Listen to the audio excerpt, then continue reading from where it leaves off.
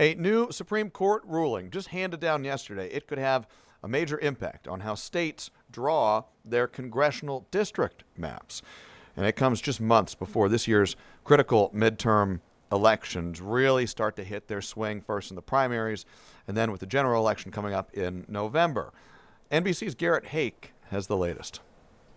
The Supreme Court escalating an intense back-and-forth battle for control of Congress, with a landmark ruling that's already affecting some elections. The court's conservative majority ruling 6-3 that Louisiana's current congressional map, with 2 majority African-American districts, is unconstitutional, saying lawmakers allowed race to play a part in government decision-making. This is exactly what we've been looking for, is some clarity and certainty from the courts. Democrats blasting the ruling, arguing it weakens a key provision of the Voting Rights Act, aimed at prohibiting discrimination on the basis of race, adding that other majority black districts are now vulnerable to being erased. Today is a devastating day in the history of our American democracy. Former President Barack Obama accusing the court of, quote, abandoning its vital role in ensuring equal participation in our democracy.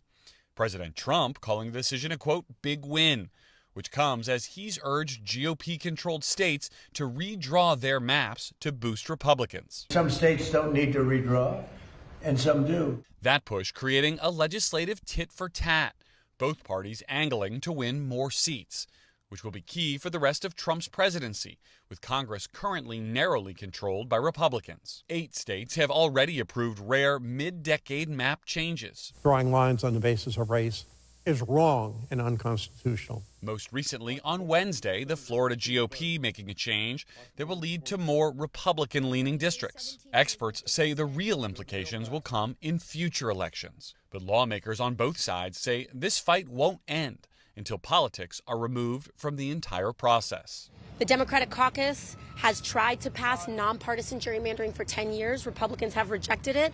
And so we have to all abide by the same rules. I don't believe there should be guaranteed districts for anybody. Now some more information and more context on this fast-moving story. Louisiana Governor Jeff Landry, he's expected to delay some of the state's May primaries after the Supreme Court's decision invalidating Louisiana's congressional map. That primary election was scheduled for May 16th, and early voting was due to begin Saturday. And in fact, that has happened.